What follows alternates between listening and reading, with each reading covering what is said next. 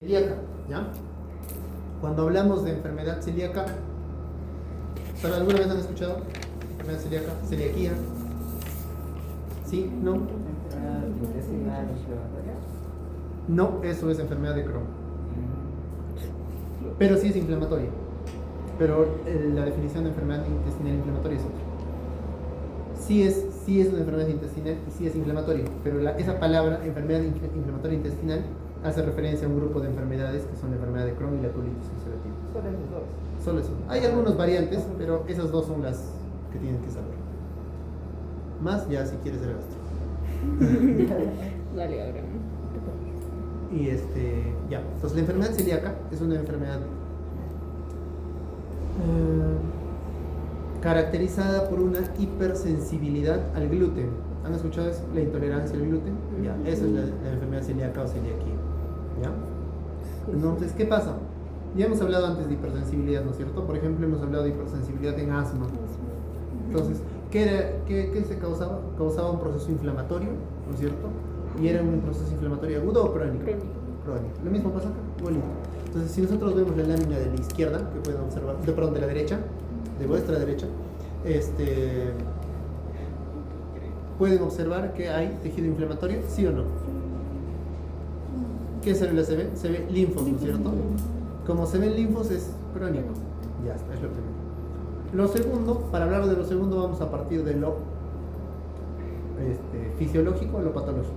Entonces la lámina de la izquierda es una lámina fisiológica, es una lámina intestinal fisiológica.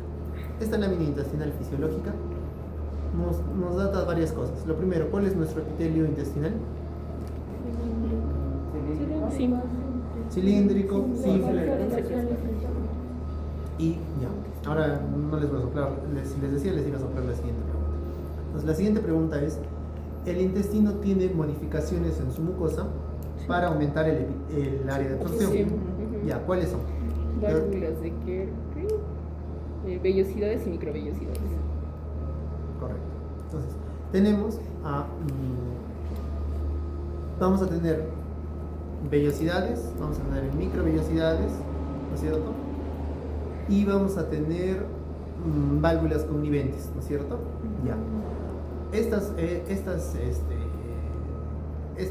Cada una de ellas tiene un aumento de área de absorción. Las válvulas conniventes nos aumentan por 3, por 10 y por 20 creo, era por 600. Correcto. Entonces vamos a encontrar que al final se genera una multiplicación del área de absorción que nos va a llevar a un área total de 250 metros cuadrados aproximadamente. Sí, detalles relativos, ¿cierto? Ya. ¿Para qué sirve esto? Para absorber básicamente, ¿cierto? Entonces, no hay mucha ciencia detrás.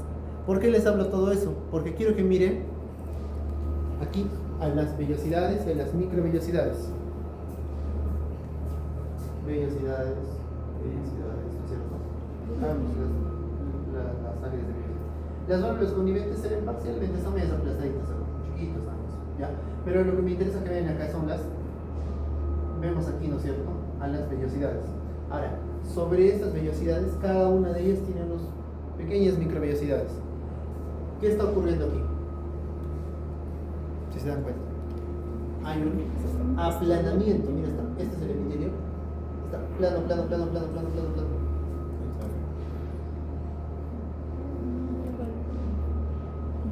Se aplanó. Hay un aplanamiento de las vellosidades. Entonces, en respuesta a este proceso inflamatorio de hipersensibilidad, se genera un aplanamiento de vellosidades y microvellosidades. ¿Qué creen que generará esto? Que ya no haya absorción. Disminución de la absorción, correcto.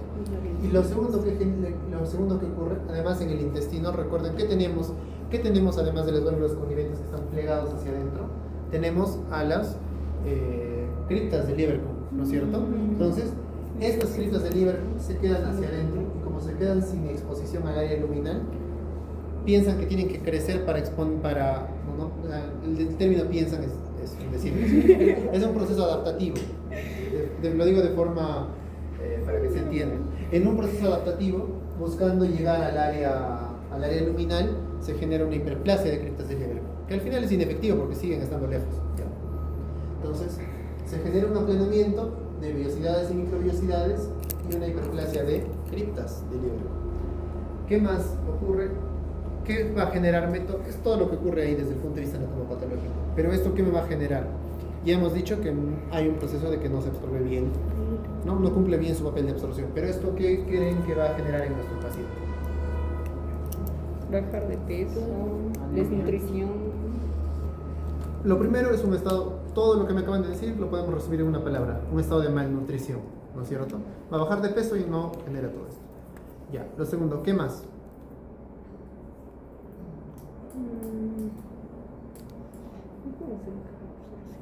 ¿Con qué síntoma vendrá este paciente?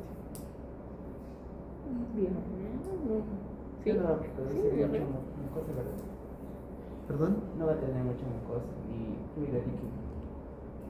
Tal vez estreñimiento. Uno podría decir, mira, tendrá estreñimiento ¿por qué pensaría que tendrá estreñimiento? Yo al menos quiero que lo vean desde el punto de vista lógico, ¿ya?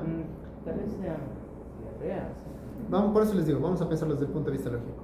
Uno, si no está absorbiendo bien, ¿qué pasa con todo el contenido del quimo y kilo que va terminando siendo en el intestino? Seguirá pasando en una mayor cantidad, ¿no es cierto? Ya, eso es uno. Por ahí diría, hay mayor cantidad que no se absorbe, mayor cantidad que va a terminar siendo bolo fecal, mayor cantidad que se elimina en la defecación. Entiendo yo que el mayor volumen será sinónimo de diarrea. Hasta ahí, una parte. El segundo concepto tiene que ver con la osmolaridad del contenido. Entonces, cuando yo siempre hago esta comparación para que lo entiendan. A nivel de la sangre, ¿por qué el líquido no se sale de los vasos? Presión linfática y presión caloidosmática. Ya. Para las proteínas. ¿Y qué relación tiene con esas presiones? Las proteínas. Las proteínas generan esta presión a raíz de ¿qué? De su osmolaridad. Las proteínas y las sustancias osmolares atraen líquido, ¿no es cierto? ¿No? Entonces, como atraen líquido, impiden que el líquido se salga de los vasos. Lo mismo, algo similar, ese principio vamos a utilizarlo aquí. Si tengo proteínas, tengo carbohidratos, tengo lípidos, que son los macronutrientes, que no están siendo absorbidos, tendré un kilo más osmolar. Y como tengo un kilo más osmolar, evidentemente ese tejido osmolar va a traer más líquido. Entonces, como va a traer más líquido, voy a tener no solo más volumen por parte del contenido sólido macronutrientes, sino también voy a tener un contenido más líquido porque este contenido osmolar me trae líquido consigo. Entonces, en consecuencia, ¿puedo tener pérdidas de líquido importantes? Sí. Entonces, otra cosa que le puede pasar a este paciente es que se deshidrate. ¿Ya? Entonces, va en ese sentido. ¿Ya? Entonces, ordenando nuestros conceptos, sería, primero, la enfermedad celíaca está definido como un proceso de hipersensibilidad al gluten. Es el primer punto. El segundo punto será de que esta hipersensibilidad va a generar un proceso inflamatorio crónico, caracterizado por un aumento de linfocitos, ¿cierto? Ya está. Nuestro tercer punto va a ser que este proceso inflamatorio genera un aplanamiento de vellosidades y microvellosidades con una consecuente disminución de la absorción, ¿no es cierto? Nuestro cuarto punto será que se produce una hiperplasia de criptas de Lieberkühn, ¿no es cierto? Y finalmente, como último punto, vamos a tratar las consecuencias, que yo lo voy a resumir todo lo que hemos hablado en dos cosas. Primero, un estado de malnutrición y diarrea malabsortiva. ¿Ya? De ahí ya van a ver, cuando hagan gastro, van a ver tipos de diarreas, ya van a ver que esta, por ejemplo, puede ser una diarrea esteatorreica porque tiene una alta cantidad de grasa. ¿Ya? Pero por ahora, diarrea malabsortiva y malnutrición. Hasta ahí quedamos. Entonces, en consecuencia, si yo tengo un paciente como este, ¿cuál será su tratamiento principal? Exacto, retirarle el gluten de por vida, para siempre, nunca más. De ahí lo demás ya será solamente de soporte. ¿Okay? Le puedo reponer lo que micronutrientes por vía endovenosa, incluso si no tolera en un proceso inflamatorio, está en un, ¿cómo se llama? En un brote agudo, sin brote severo, así como el asma que tiene brotes severos, o sea, exacerbaciones severas, igual esta puede tener brote severo. Entonces, en un brote severo de repente no me tolera ningún alimento, entonces se lo voy a tener que pasar por vía parénteras. soporte básicamente, pero el tratamiento básico va a ser quitarle el gluten, porque si le quito el gluten, una vez superado esta exacerbación, este cuadro, ya no le va a volver a pasar nunca más. Entonces el paciente simplemente es retirarle el gluten. Tengo que saber qué alimentos contienen gluten: trigo, cebada, centeno, ¿cierto? ¿Alguna pregunta, duda?